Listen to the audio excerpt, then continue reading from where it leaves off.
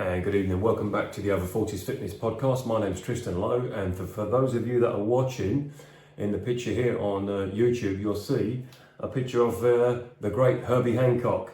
And Herbie Hancock was a master of funk, jazz, and other kind of music. He had some of his music influenced hip hop, and also some of his music influenced movie scores from even from the early stuff like Deliverance. Okay, so the book here, Vinyl, The Art of Making Records, and the reason that this is a fitness channel, and today I've shown you this here, a book about vinyl, because that in the background there, is one of my passions, okay, collecting vinyl. And I've done that since the age of 17, and I'm now 53. That's a long time. Now, the title of today's episode is Have Something Else in Your Life, okay? And the reason I say that is because on more than one occasion, I've come across an individual, whether it be a client, current client, past client, or even someone that's not a personal training client of mine, someone I just don't know about or heard about or read about, and they embark on a new fitness regime. It's the New Year, New Me, if it's January or even February, and it could be, okay, right, time to get fit for summer. They start training around March, April each year. Or they get panicky and start training around October, November because they want to look good, at Christmas dinners or festive do's and things like that. So now, when I say that, it's because some people will take on a fitness training regime and become temporarily or permanently obsessed with it. And we shouldn't be obsessed about anything. What we should be is interested, intrigued, curious about it, motivated, disciplined, but not obsessed. I personally know of two people that I know personally who became obsessed with an element of fitness, and it turned out to be their undoing in more ways than one. And I won't go into in particular individuals or names, but we're talking about a bodybuilder that I knew of. In fact, they were, and also a runner. So you've got two different elements of fitness. Someone who's into aesthetics, essentially getting their body pumped up with weight training for what is essentially, male or female, a beauty pageant, looking great on stage. And the other one was an endurance athlete, someone that I knew who was into running. Now, both are very, very good forms of fitness, got different outcomes, physical aesthetics and strength, and endurance and a sports-like performance.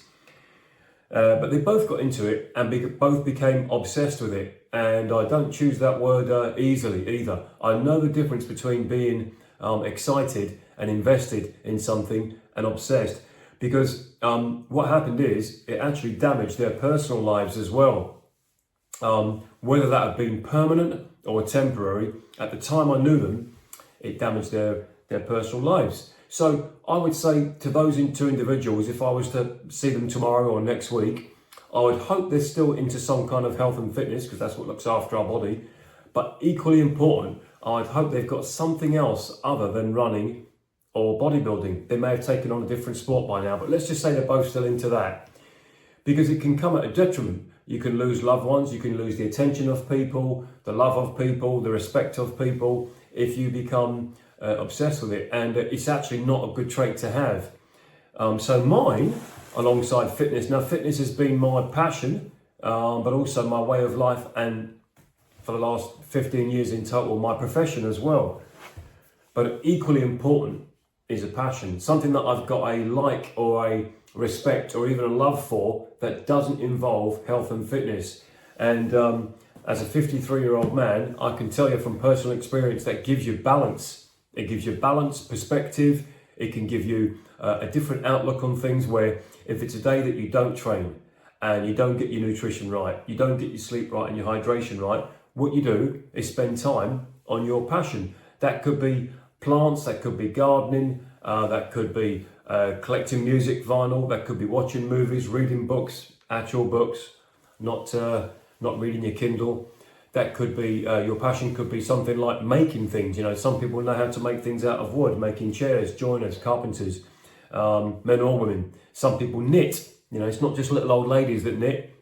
I've seen women in their 30s and 40s that knit. and they make things for their family and friends. But equally, they look after their health. They do some form of fitness, but they've got that balance. You need a balance as well. And for those people that know me personally, 2 or 3 of my passions outside of health and fitness are vinyl, travel, I like to see the world, yeah, and movies. I've got a reasonably extensive knowledge of movies, being my age and the era I come from, the golden era of movie making, right from the 60s all the way up to the I would say the mid 90s, possibly the best 20 to 30 year period in Hollywood, and it might not come around again. But I've read about it, watched it, studied it, mused over it, and when I do that, I do it on my own, or I do it with I talk and discuss it with friends or family, or even personal training clients. But that's because I've got a passion for it.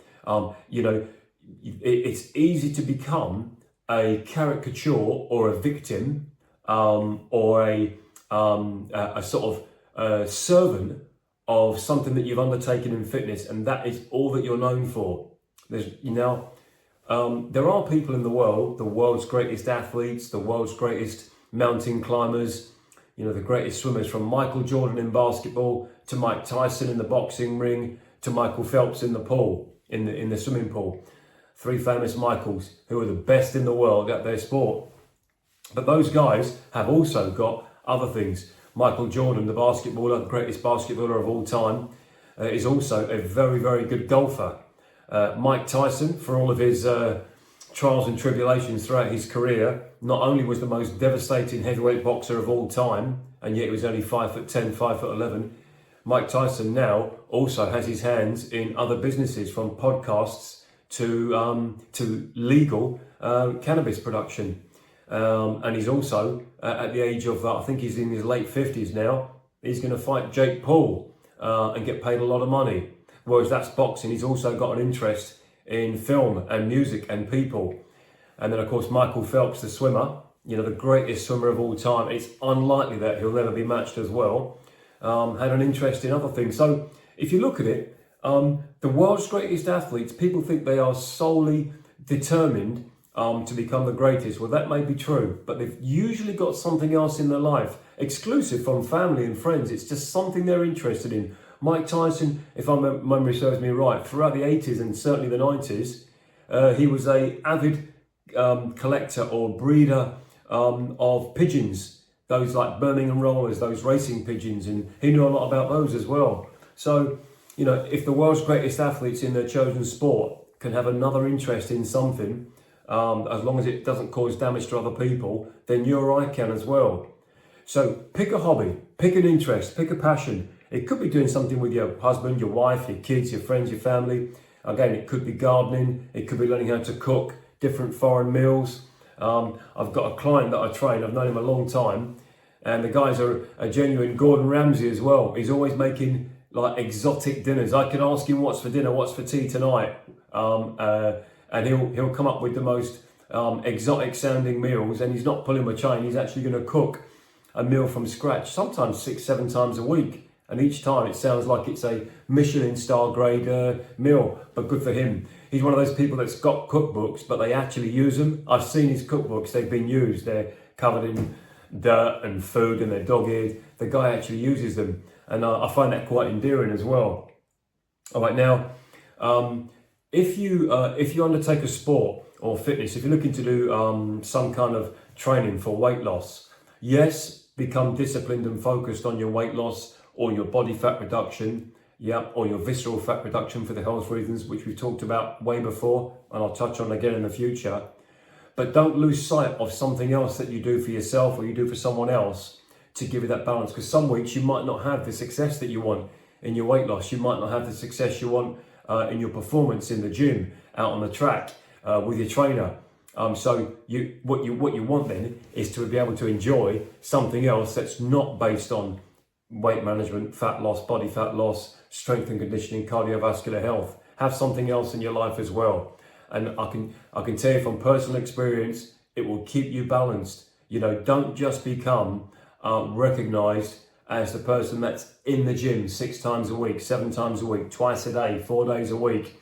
One thing, sometimes people can think that you're boring or you haven't got anything but that. And actually, sometimes you might not think, who cares? Who cares what they think if you're looking after your health and fitness? That may last you a week, a month, a year, a couple of years, but you need something else, okay? It's healthier to have an interest, however mild, moderate or intense, on something else alongside your health and fitness as well. It makes us more rounded people. I think it does anyhow.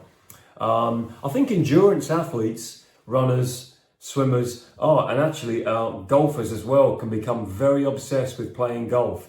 Everyone that I know that takes up golf, it can become so consuming because you want to be a better player. And it's one of those sports that you'll never actually master. Not to say that you'd master other sports, but golf is one of those that you just can never get, you can't master.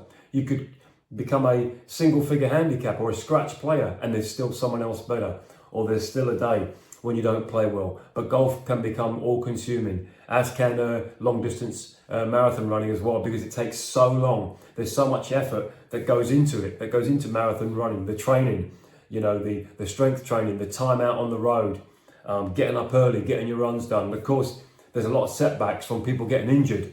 So then it becomes almost a mental or an emotional detraction as well, where you can't even enjoy your work. You can't enjoy dinner out with your husband or your wife. You can't even enjoy dinner out with your friends. You can't go to a movie to watch a film at the cinema for 2 hours without thinking about running or recovering from your running injury. So my advice as a professional personal trainer, and someone who's been training since I was 11, it's a long time as I've mentioned, is have something else in your life.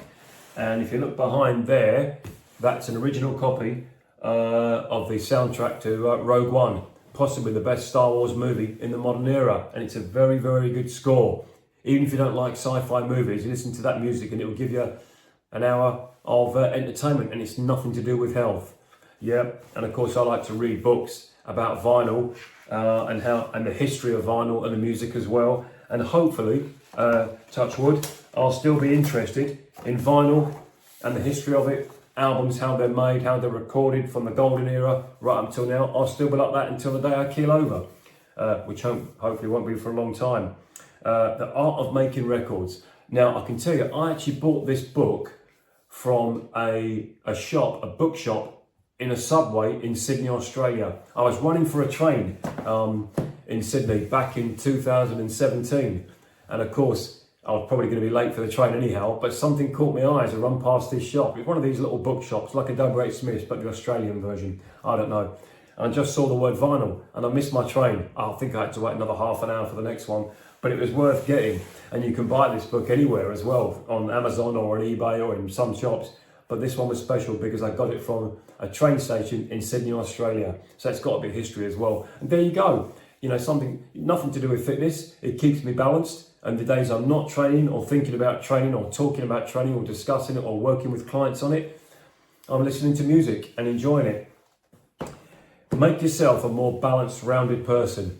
And again, that's a matter of opinion. What's a matter of fact is that if you don't have something else in your life, then what's going to happen is you'll get burnout, or people will get burnout of you. You know, they want to actually know you as something more. Whether you call it multifaceted or multi-dimensional or 2 or 3 dimensional, doesn't matter what you call it, yeah? Or a jack of all trades and master of none, doesn't matter, you know? Pick your moments to do other things other than run, swim, lift weights or stretch. Okay, that's a short one today. I think it's episode 62 of my podcast. My name's Tristan Lowe and it's the Over 40s Fitness Podcast Show. Now, I've been doing this channel for over a year now. It's growing very, very slowly. I don't pay for any comments, likes, subscribers. It's just, for want of a better word, an organic channel. And my objective here is to build content, is to provide free content from my expertise and my experience in health and fitness. It's not to make money. It's not to become rich. It's not to monetize it. Certainly not now. And think that I'm just going to, you know, become a millionaire overnight, because ordinarily I know that doesn't happen. What is going to happen is I'm going to continue to make good content. And in order for me to do that, it would help if someone once in a blue moon, if you would subscribe to the channel and comment, find a video of the last 61 episodes, something that would resonate with you. Look at the thumbnail, look at the title and watch it on YouTube and comment. It will help the channel grow. You know, the channel doesn't grow just by throwing money at it, because I've not done that. You know, I've got a cheap old microphone. I'm using my iPhone from work and a little bit of software on my laptop and nothing else. And I shoot these videos from home. Unless, of course, I'm having a discussion or interviewing someone, then I do it from my workplace simply because it's easier. So, yeah, you can find me on Spotify, Amazon Music or Apple Podcasts, and of course here on YouTube. So, once again, thanks for watching, thanks for listening, and tune in for the next one, and we'll have another subject based on fitness. So, all right, enjoy the journey. Thanks for watching.